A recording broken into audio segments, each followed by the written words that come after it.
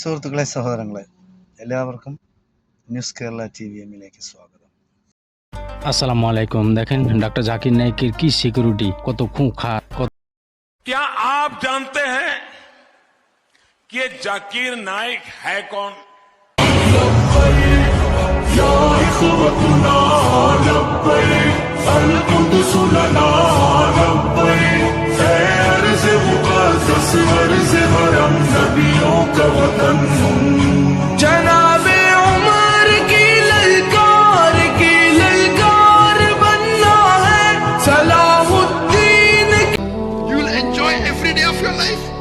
It is the fool to think, okay, if I drink alcohol, if I go to drugs, I'll enjoy, so let me enjoy now and maybe I will pray after 10 years. Fool.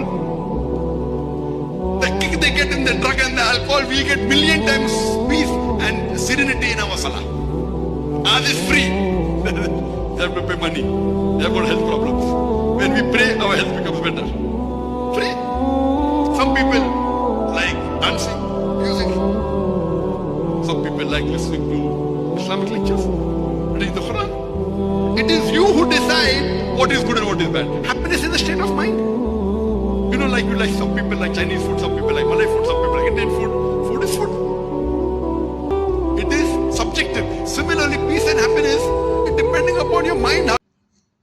അപ്പോൾ ഇന്നൊരു video ഇടാൻ കാരണമെന്ന് പറയുന്നത്, India live Malayalam എന്നൊരു ചാനലുണ്ട്. സംഘികളുടെ സ്വന്തം ചാനലാണ്. അവൻ കുറി ചിലപ്പോഴത്തോടും ചിലപ്പോൾ ചരടും കെട്ടും. കാര്യം RSSകാരനാണ്. അവൻ ജേർണലിസം പഠിച്ചിട്ടുണ്ട്. ജേർണലിസമാണ് അവൻ്റെ മെയിൻ എന്നാണ് പറയുന്നത്. അപ്പോൾ അവനും വേറൊരു പൊട്ടനും രണ്ടുപേരാണ് അവതാരകരായിട്ടിരുന്ന് ചോദിക്കുകയാണ്. ഒരുത്തൻ ചോദിക്കുകയാണ്, ഒരു പൊട്ടൻ ചോദിക്കുകയാണ്, സക്കീർ നായിക്ക് ചത്തോ? ചിരിച്ചും കൊണ്ടാണ് ചോദിക്കുന്നത്. അപ്പോൾ സുനിൽ വാളയാർ, അവനാണ് ഈ ജേർണലിസം പഠിച്ചതെന്ന് പറയുന്നത്, അവൻ്റെതാണ് ഈ ചാനൽ. അപ്പോൾ സംഘപരിവാർ, RSSകാർ പിന്നെ സാമ്പത്തികമായിട്ട് സഹായിച്ച് 24 മണിക്കൂർ മുസ്ലിങ്ങൾക്കെതിരെയും മുസ്ലിം നേതാക്കന്മാർക്കെതിരെയും മുസ്ലിം രാജ്യങ്ങൾക്കെതിരെയും പരദൂഷണം പറയുകയും വിദ്വേഷവും വെറുപ്പും പ്രചരിപ്പിക്കുകയാണ് യുവമാരുടെ ജോലി. അപ്പോൾ സക്കീർ നായിക്ക് ചത്തോ? യവൻ്റെ തന്ത ചത്തോ? അവൻ്റെ തന്ത ചത്തോ? ഈ യവന്മാരെ രണ്ടുപേരെയും തന്തമാരായിരുന്നാലും തള്ളമാരായിരുന്നാലും ഭാര്യമാരായിരുന്നാലും മക്കളായിരുന്നു എല്ലാവരും ചാവും. ആരും ഇവിടെ കാലാകാലം ജീവിക്കില്ല. അപ്പം ഒരു മനുഷ്യൻ, ആ മനുഷ്യൻ ആരാണെന്ന് ആദ്യം സത്യസന്ധമായിട്ട് അന്വേഷിക്കുക. ജാക്കിർ നായിക്ക് ആരാണ്, എങ്ങനെയുള്ള മനുഷ്യനാണ് എന്ന് ആദ്യം അന്വേഷിക്കുക. അതിനുശേഷമാണ് അദ്ദേഹത്തെ പറ്റി ചർച്ച ചെയ്യാനുള്ളത്. ലോകം കണ്ട ഏറ്റവും വിവരമുള്ള എല്ലാ മതങ്ങളുടെ പറ്റിയും, അത് ക്രിസ്ത്യാനിയാവട്ടെ, യഹൂദനാവട്ടെ, ഹിന്ദു ആകട്ടെ, ബുദ്ധമതക്കാരനാകട്ടെ, മുസ്ലിം ആവട്ടെ, അതായത് എല്ലാ മതങ്ങളെ പറ്റിയും നല്ല വിവരവും പാണ്ഡിത്യമുള്ള ഒരു വ്യക്തിയാണ് ജാക്കിർ നായിക്ക്. ഞാൻ ചോദിക്കുകയാണ്, ഈ സുനീർ വാളയാറായാലും അവൻ്റെ അമ്മയെ കെട്ടിയവനായിരുന്നാലും അവൻ്റെ കൂടെ ഇരുന്ന് ഈ ചലയ്ക്കുന്ന ഈ പട്ടികൾ കുരയ്ക്കും, അത് കടിക്കില്ല. പക്ഷെ കടിക്കാത്ത പട്ടി എന്ന് പറയുന്നത് അങ്ങനെ കറങ്ങി നടക്കുന്നത്, അത് കടിക്കും. അപ്പോൾ യവന്മാരെന്ന് പറയുന്ന കുരയ്ക്കുന്ന പട്ടികളാണ്. അപ്പോൾ ഇവർ ഇങ്ങനെ ജാക്കിർ നായിക്കിനെയാണ് ഇപ്പൊ കണ്ടേ കയറിയിരിക്കുന്നത്. അവൻ പറയാണ്, മോഡി ഇപ്പോ മലേഷ്യയിൽ പോയി. അപ്പൊ മലേഷ്യയിലെ പൗരത്വം ജാക്കിർ നായിക്കിനുണ്ട്. പല രാജ്യങ്ങളും കൊടുത്തിട്ടുണ്ട്. പൗരത്വം പല രാജ്യങ്ങളും കൊടുക്കുക. എന്തുകൊണ്ടാണ് കൊടുത്തിരിക്കുന്നത്? അപ്പൊ അത്ര പണ്ഡിതനായ ഒരു മനുഷ്യൻ, ആ മനുഷ്യന് എവിടെയുണ്ടോ ആ രാജ്യം, ആ നാട് നന്നാവും. യമനൊക്കെ പോലുള്ള ഈ കുരയ്ക്കുന്ന ഈ ചെറ്റകൾ ഏത് രാജ്യത്താണ് ജീവിച്ചിരിക്കുന്നത്, ആ രാജ്യം നശിക്കും, ആ നാട് നശിക്കും. ആ രാജ്യത്ത് ജനങ്ങൾ തമ്മിൽ കലാപത്തിൽ ഇടപെടും. കാരണം ഇവരാണ് ഈ വിദ്വേഷവും വെറുപ്പും പുലർത്തുന്നത്. വർഗീയ വിദ്വേഷം എന്ന് പറഞ്ഞാൽ യവന്മാരുടെ അജണ്ട അതാണ്. മുസ്ലിങ്ങളെ മാത്രമല്ല, ആദ്യം ഇപ്പോൾ മുസ്ലിങ്ങളെയാണ് ഇപ്പോൾ കേരളത്തിൽ യവന്മാർ പിടിച്ചിരിക്കുന്നത്. അത് കഴിഞ്ഞ് ക്രിസ്ത്യാനികളാണ്, അത് കഴിഞ്ഞ് ദളിതരാണ്, അത് കഴിഞ്ഞ് കമ്മ്യൂണിസ്റ്റുകാരാണ്. അപ്പോൾ ഈ 4 വിഭാഗത്തെ ഇവർക്ക് തൃപ്തിപ്പെടില്ല. ഇവരെന്ന് പറയുന്നത് ഈ ദളിതരെയും മുസ്ലിങ്ങളെയും ക്രിസ്ത്യാനികളെയും കമ്മ്യൂണിസ്റ്റുകാരെയും ഇല്ലാതാക്കി കഴിഞ്ഞ് പഴയ ബ്രാഹ്മണ്യം കൊണ്ടുവരിക. അതായത് ഭർത്താവ് മരിക്കുമ്പോൾ ഭാര്യ ചതയച്ചാടണം, ബ്രാഹ്മണന്മാർക്ക് കിടന്നു കൊടുക്കണം, അവന്മാർക്ക് ഇഷ്ടമുള്ള വീട്. അവൻ്റെയൊക്കെ വീടുകളിലും ചിലപ്പോൾ പണ്ട് ബ്രാഹ്മണന്മാർ കയറിയതായിരിക്കും, അതിൻ്റെയൊക്കെ മക്കളായിരിക്കും, പറയാനൊക്കില്ലല്ലോ. തന്ത ആരാണെന്ന് ചോദിച്ചാൽ അറിഞ്ഞുകൂടാത്തവരായിരുന്നല്ല പണ്ട് ഇവിടെ ഉണ്ടായിരുന്നത് കേരളത്തിൽ. നമ്പൂതിരി രാത്രിയാകുമ്പോൾ ചൂട്ടും കുറ്റിക്ക് വരും ഒരുത്തനുമായിട്ട്. വന്നപ്പോഴത്തേക്ക് ഭർത്താവുള്ള ഭാര്യ, അതായത് അവൻ ഇറങ്ങി പുറത്തിരിക്കും, ഭാര്യയുടെ കൂടെ അവൻ ശയിക്കും നമ്പൂതിരി, എന്നിട്ട് പുറത്തു പോകും. അതുപോലെ നമ്പൂതിരിയെ ചുമന്നും കൊണ്ട് അവർ പല്ലക്കൽ കൊണ്ടുപോയി വിളിച്ച് പോകുമ്പോൾ ആരെങ്കിലും ആ വഴിയിൽ നിൽക്കാൻ പാടില്ല, 7 അയലത്ത് വരാൻ പാടില്ല എന്നാണ്. അപ്പൊ അങ്ങനെ നടന്ന ബ്രാഹ്മണ്യം തിരിച്ചു കൊണ്ടുവരാൻ ശ്രമിക്കുന്ന RSS സംഘപരിവാർ ചെറ്റകളായ ഈ പട്ടികൾ, യവന്മാർ കുരയ്ക്കും, യവന്മാർ പട്ടികളെയൊന്നും കഷ്ടമാണ്. അത്ര വൃത്തികെട്ടവന്മാരാണ്. അവന്മാർ പറയുന്നത് ജാക്കിർ നായിക്കിന്റെ പേരിൽ ഒരുപാട് കേസുകളുണ്ട്.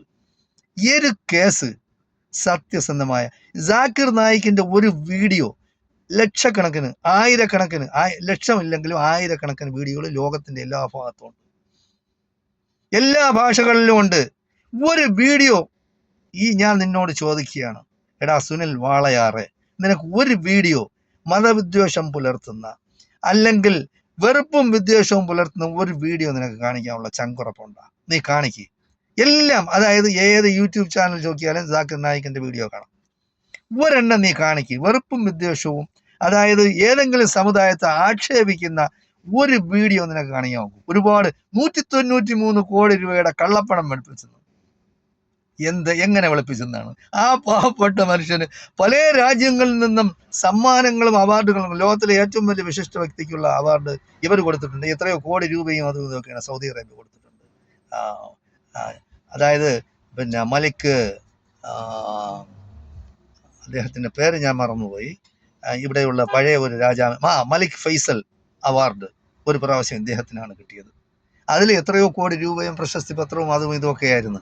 അങ്ങനെ പല രാജ്യങ്ങളിൽ നിന്ന് കൊടുത്തിട്ടുണ്ട്. കാരണം എന്ന് പറയുന്ന ഇദ്ദേഹം മഹാപണ്ഡിതനാണ്.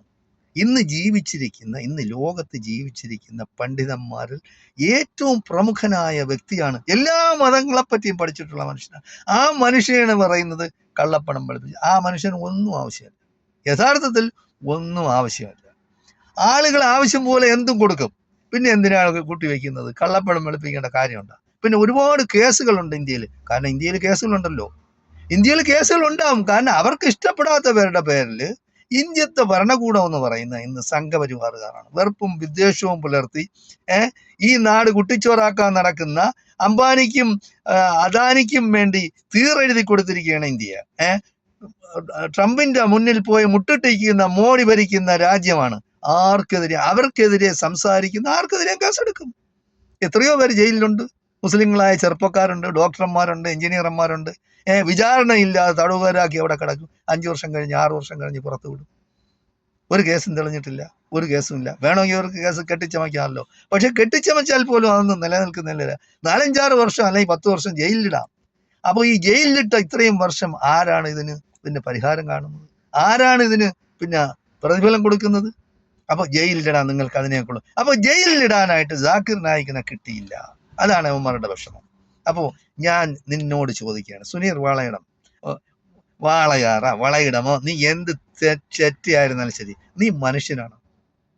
ഒരു മനുഷ്യനെ പറ്റി നമ്മൾ എന്തെങ്കിലും വൃത്തികെട്ട രീതിയിൽ വീഡിയോ ചെയ്യുമ്പോൾ ആദ്യം ആ മനുഷ്യൻ ചെയ്ത പ്രവൃത്തികളെ പറ്റി പഠിക്കുക. അത് ഒന്നും രഹസ്യമായിട്ട് വെച്ചിട്ടില്ല. ജാക്കിർ നായിക്കിന്റെ എല്ലാം പരസ്യമാണ്. എവിടെ പോയാലും അദ്ദേഹത്തിൻ്റെ അടുത്ത് പല സമുദായക്കാരും ആ സദസ്സിൽ വന്ന് ചോദ്യങ്ങൾ ചോദിക്കും. അദ്ദേഹം അതിന് മറുപടി കൊടുക്കും. അപ്പോൾ ആ സദസ്സിൽ നിന്ന് ലോകത്തിന്റെ ഏത് ഭാഗത്ത് ഇദ്ദേഹം പ്രസംഗിക്കാൻ പോയാലും സദസ്സുകളിൽ നിന്ന് ക്രിസ്ത്യാനികളും ഹിന്ദുക്കളും ബുദ്ധമതക്കാരും ബാക്കിയുള്ള യഹൂദന്മാരും എല്ലാം വന്ന് ചോദ്യങ്ങൾ ചോദിക്കും. അതിന് ഇദ്ദേഹം അവരുടെ മതഗ്രന്ഥങ്ങളുടെ അടിസ്ഥാനത്തിൽ തന്നെ മറുപടി കൊടുക്കും. ആ മറുപടി കേട്ടിട്ട് പലരും ഇസ്ലാമിലേക്ക് വരുന്നു. അതിനാര് കുറ്റക്കാരൻ? ഇദ്ദേഹം എവിടെയാണ് ആഹ്വാനം ചെയ്തത് കലാപത്തിന്?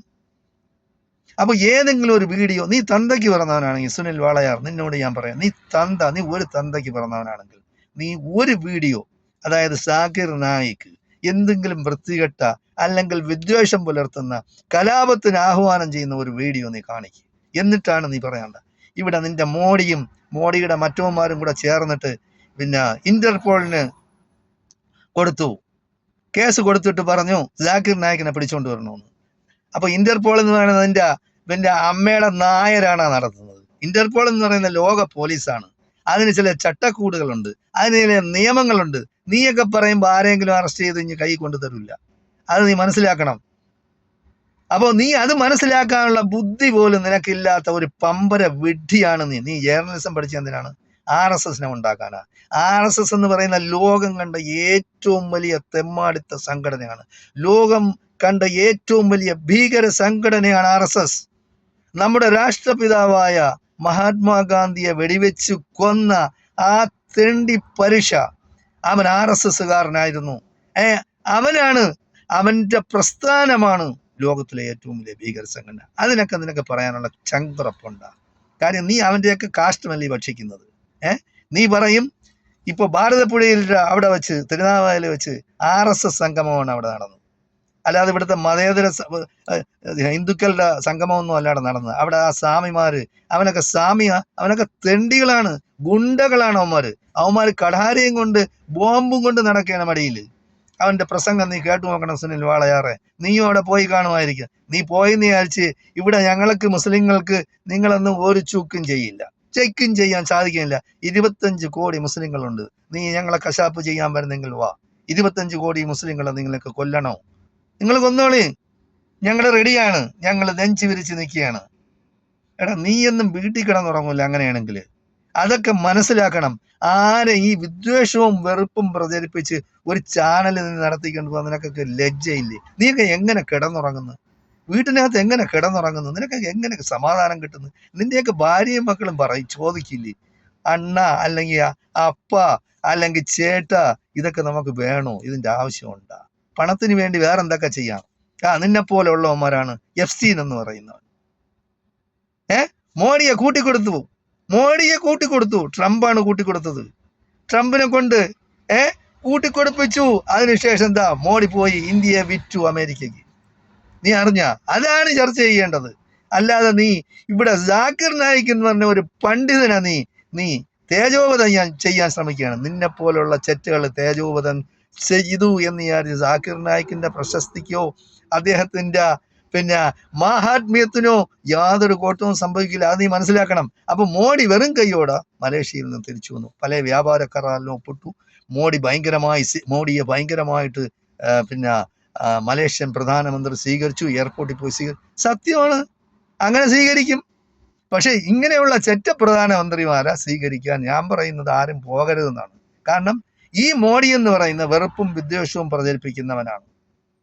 അതുപോലെ തന്നെയാണ് യവനെല്ലാം ഈ സുനിൽ വാളയാറും അവനെപ്പോലെയുള്ള ചെറ്റുകളും. ഇവിടെ മറുനാടൻ മലയാളി ആയിരുന്നാലും ജലഞ്ജീവി ആയിരുന്നാലും തത്വമയി ആയിരുന്നാലും അങ്ങനെ കുറെ ചാനലുകൾ ഇവിടെ ഉണ്ട്. തെമ്മാടിത്തരമാണ് അവന്മാർ കാണിക്കുന്നത്. അവന്മാരെന്ത് ജേർണലിസം? അവന്മാർക്ക് വേറൊന്നുമല്ല, അധികാരത്തോടുള്ള ഭ്രമം മൂത്ത് കഴിഞ്ഞാൽ എന്ത് ചെറ്റത്തരവും പറഞ്ഞ് ജനങ്ങളെ ഭിന്നിപ്പുണ്ടാക്കി എങ്ങനെയും കസേര ഉറപ്പിക്കുക എന്നുള്ളതാണ്. കസേര ഉറച്ച് എത്ര നാളിരിക്കും? എല്ലാവരും മരിക്കൂലേ? ഇന്ന് മരിക്കൂ, നാളെ മരിക്കൂ, ഇന്ന് രാത്രി കിടന്നുറങ്ങാൻ മരിക്കൂ, വഴിയിൽ പോകുമ്പോൾ ബോംബ് പൊട്ടി മരിക്കൂ, അല്ലെങ്കിൽ വണ്ടി ആക്സിഡന്റിൽ മരിക്കൂ, അല്ലെങ്കിൽ ഹൃദയസ്തംഭനം മൂലം മരിക്കുമെന്ന് ആർക്കെങ്കിലും പറയാനൊക്കൂ? അപ്പൊ നിന്നെയൊക്കെ പോലുള്ള ചെറ്റുകൾ മരിച്ചു കഴിഞ്ഞാൽ പറയില്ലേ മരിച്ചെന്ന് പറയാൻ പറ്റില്ല. നീ പറഞ്ഞ വാചകം എന്ന് പറഞ്ഞാൽ ചത്തു എന്നാണ്. അപ്പൊ നീയൊക്കെ ചത്തു കഴിഞ്ഞാൽ പറഞ്ഞു ഒരു മാരണം ഒഴിഞ്ഞു, ഒരു ക്യാൻസർ ഇല്ലാതായി. അതായത് മോഡിയും മലേഷ്യൻ പ്രധാനമന്ത്രിയായിട്ട് സംസാരിച്ചു. അവസാനം മലേഷ്യൻ പ്രധാനമന്ത്രി ചോദിച്ചു, ഇയാൾക്ക് എന്താണ് എയ്ഡ്സ് ആണ്. എയ്ഡ്സ് നിന്റെ വീട്ടില് നിന്റെ തന്തയ്ക്ക് എയ്ഡ്സ് ഉണ്ട്, നിന്റെ തള്ളയ്ക്ക് എയ്ഡ്സ് ഉണ്ട്, നിന്റെ ഭാര്യയ്ക്ക് എയ്ഡ്സ് ഉണ്ട്, നിനക്ക് എയ്ഡ്സ് ഉണ്ട്, നിന്റെ മക്കൾക്കും എയ്ഡ്സ് ഉണ്ട്. നീയൊക്കെ എയ്ഡ്സ് പിടിച്ച് പുഴുത്തു ചാവും. അപ്പൊ ഒരു മനുഷ്യൻ, ഒരു പണ്ഡിതനായ മനുഷ്യന് എയ്ഡ്സ് ഉണ്ടെന്ന് പറയണമെങ്കിൽ നീയൊക്കെ എത്ര തരം താഴണം? നീയൊക്കെ മനുഷ്യന് പിറന്നവനാ നീ? എനിക്കറിഞ്ഞൂടാ. എന്തായാലും ശരി, നീ ആലോചിച്ച് പ്രവർത്തിക്കുന്നത് നിനക്ക് നല്ലത്. അല്ലെങ്കിൽ ദൈവം തമ്പുരാൻ, അതായത് നീ വിശ്വസിക്കുന്നതായിരുന്നാലും ഞാൻ വിശ്വസിക്കാൻ ദൈവം ഉണ്ടെന്ന് വിശ്വസിക്കുന്നുണ്ടാ നീയൊക്കെ? അതെനിക്കറിഞ്ഞൂടാ. ദൈവം ഉണ്ടെന്ന് നീ വിശ്വസിക്കുന്നെങ്കിൽ ദൈവത്തിന്റെ ശിക്ഷ, ഏത് ദൈവത്തിന്റെ ആയിരുന്നാലും ശിക്ഷ നിനക്കിറങ്ങും. ഇങ്ങനെ ഒരാളിനെ പരസ്യമായിട്ടായിരുന്നാലും രഹസ്യമായിട്ടായിരുന്നാലും ആക്ഷേപിക്കരുത്, അധിക്ഷേപിക്കരുത്. അത് നിനക്ക് ഭൂഷണമല്ല, മനുഷ്യകുലത്തിന് ഭൂഷണമല്ല. ഇത്രയും വൃത്തികെട്ട തെമ്മാടിത്തരം പറയുന്നത് അത് അവനൊക്കെ ചിരിച്ചുകൊണ്ടാണ്. എടാ നീ എല്ലാം ചിരിക്കുന്ന വിഡ്ഢികളാണ് ചിരിക്കുന്നത്. അതായത് ഒരു മഹാത്മാവിനെ, ഒരു മഹാപണ്ഡിതനെ അപമാനിക്കുമ്പോൾ, ആക്ഷേപിക്കുമ്പോൾ, അധിക്ഷേപിക്കുമ്പോൾ ചിരിച്ചും കൊണ്ടാണ് ചെയ്യുന്നത്. നീയൊക്കെ ഇത്രയും വൃത്തികെട്ട മനസ്സിന്റെ ഉടമകളായല്ലോ. നീയൊക്കെ ജീവിക്കുന്ന ആ നാട് നശിച്ചു പോകും. ആ നാട്ടിൽ ദൈവത്തിൻ്റെ എന്താണ് അദാബ് എന്ന് പറഞ്ഞാൽ ദൈവത്തിൻ്റെ ശിക്ഷ ഇറങ്ങും. അപ്പം നിന്നെയൊക്കെ ഒറ്റപ്പെടുത്തണം, ആ നാട്ടിലുള്ള ജനങ്ങൾ ഒറ്റപ്പെടുത്തണം. നീയൊക്കെ എന്ന് പറഞ്ഞാൽ സമൂഹത്തിലെ ക്യാൻസറാണ്. നിന്നെയൊക്കെ പോലുള്ളവർ ജീവിച്ചിരിക്കാൻ പോലും പാടില്ല. പുഴുത്ത് ചാവണം എന്തെങ്കിലും അസുഖം വന്ന് അതൊക്കെ വരും. നിൻ്റെയൊക്കെ ശിക്ഷ കൊണ്ട് തന്നെ നീ എല്ലാം ചാവും. അല്ലാതെ നീ എന്നും പിന്നെ നല്ലതുപോലെ ജീവിച്ച് മരിക്കുകയൊന്നുമില്ല. എന്തായാലും ശരി സുഹൃത്തുക്കളെ, സഹോദരങ്ങളെ, എനിക്ക് വേറൊന്നുമല്ല പറയാനുള്ളത്.